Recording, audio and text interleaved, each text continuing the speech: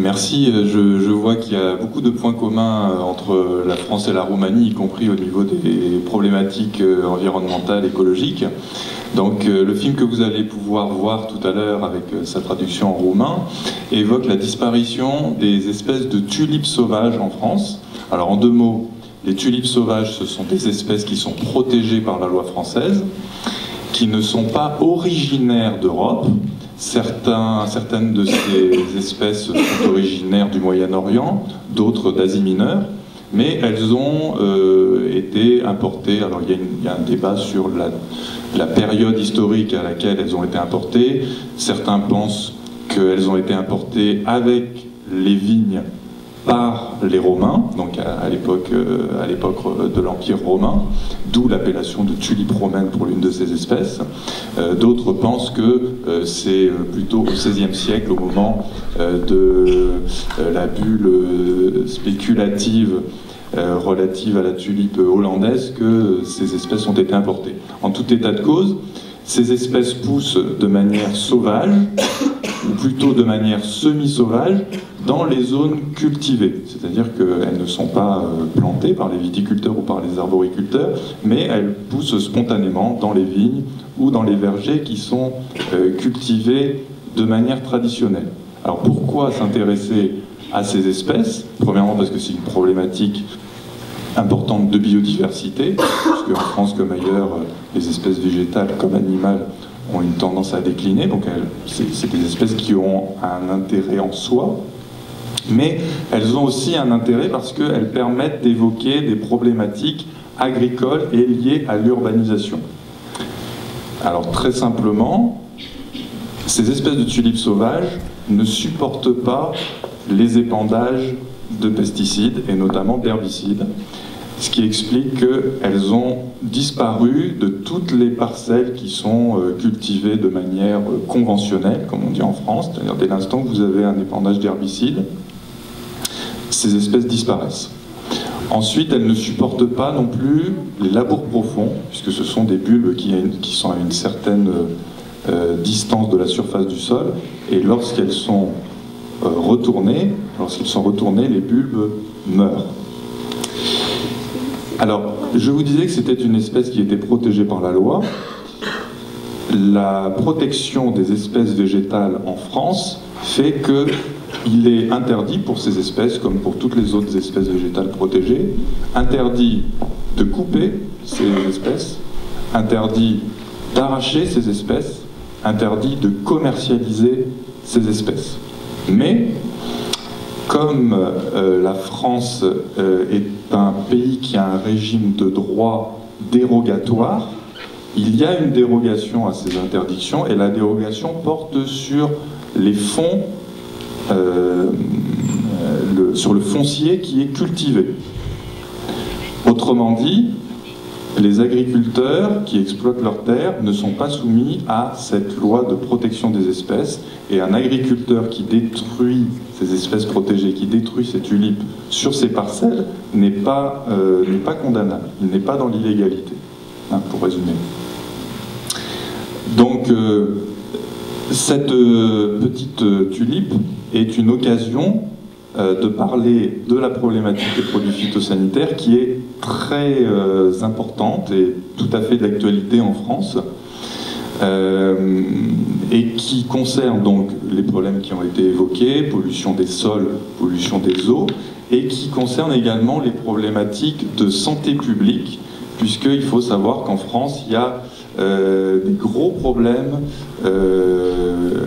relatifs à l'utilisation des produits phytosanitaires dans les zones habitées, à savoir qu'il y a des impacts sur les riverains et par exemple sur les écoles, hein, puisqu'on sait que les enfants sont plus sensibles au fait de respirer des produits phytosanitaires.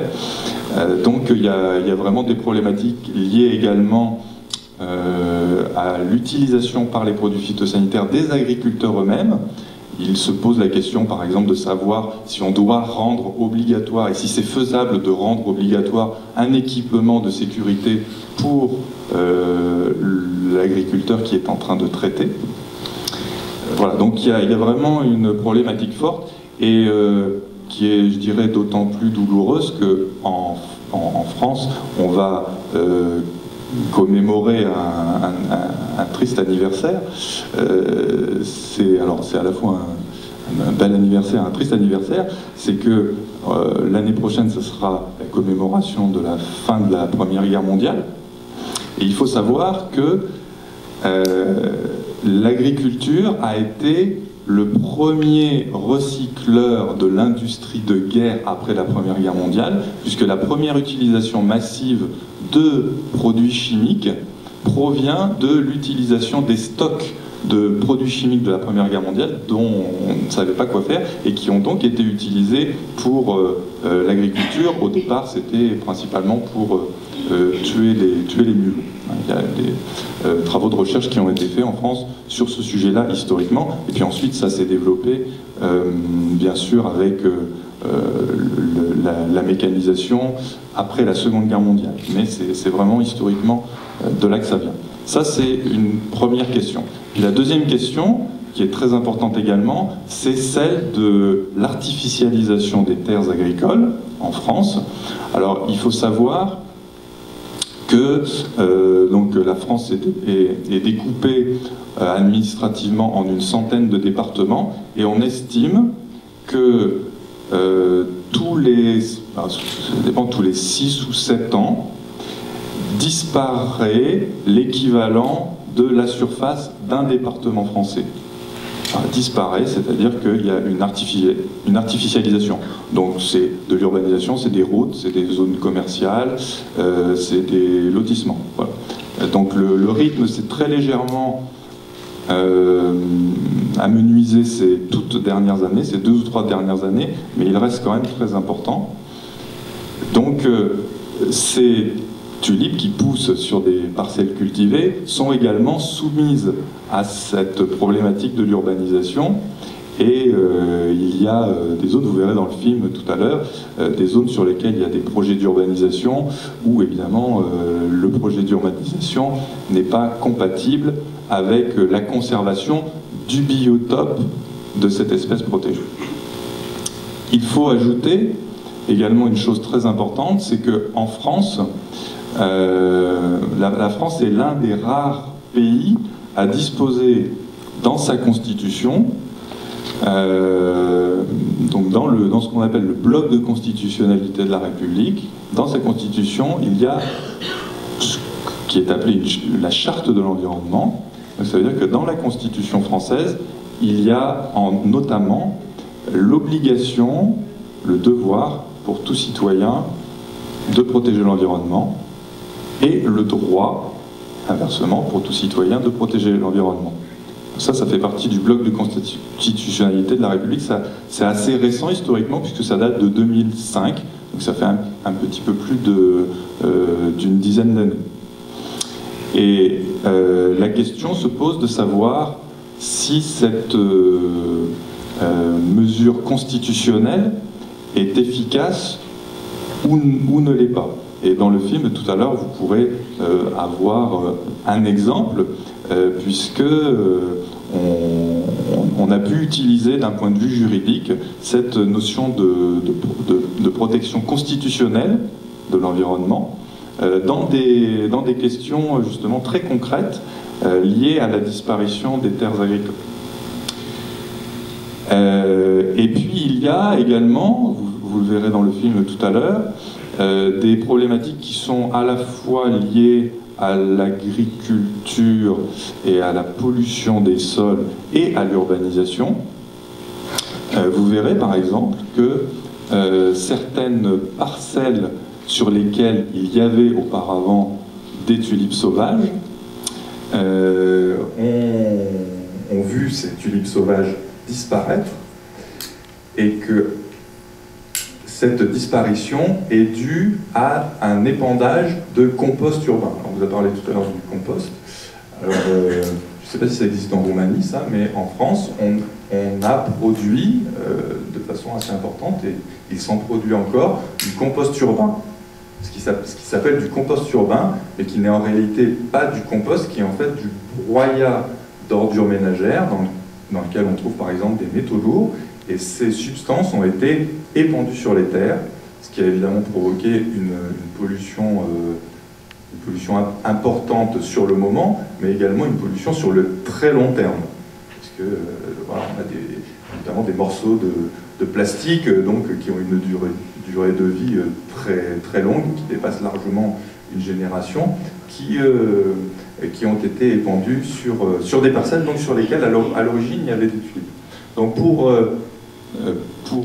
résumer, on pourrait dire que ces plantes sauvages, qui peuvent sembler insignifiantes, sont très importantes parce qu'elles sont bio-indicatrices et même plus précisément ethno-indicatrices, c'est-à-dire que leur présence révèle une certaine utilisation du sol agricole. Leur présence ou leur disparition sont révélatrices d'une bonne pratique ou d'une mauvaise pratique agricole. Et donc pour résumer, la présence de tulipes dépend très souvent d'une agriculture biologique ou assimilée. L'utilisation de produits chimiques ou de méthodes conventionnelles les fait disparaître. Et inversement, on le voit de façon assez intéressante. En France, on a une agriculture que l'on dit raisonnée, qui est une sorte d'intermédiaire entre l'agriculture conventionnelle et l'agriculture biologique. Ce sont des agriculteurs conventionnels qui tentent de faire des efforts. Et dans les appellations d'origine contrôlée viticole, il y a également un certain nombre d'exigences. Et par exemple, très précisément, vous le verrez dans le film, les viticulteurs qui sont en appellation d'origine contrôlée n'ont pas le droit d'utiliser de produits chimiques trop loin du pied de vigne. Et sur certaines espèces, sur certaines parcelles, où il y a ces espèces de tulipes, on voit très bien que les tulipes survivent dans les interrangs, mais qu'elles ont disparu au pied des vignes. Donc voilà, c'est vraiment la preuve manifeste que ces tulipes révèlent un mode de pratique agricole et dont on peut s'inspirer non seulement pour protéger la biodiversité, mais également pour faire évoluer ces dites pratiques agricoles. Mulțumim foarte mult, Jean-Christophe. Dacă aveți întrebări pentru Jean-Christophe, felicitări pentru că ați găsit un indicator biologic al poluării atât de frumos. Face și plăcere ochiului și este și foarte eficient din ce am înțeles. De-abia așteptăm să vedem filmul. Mulțumim mult de tot!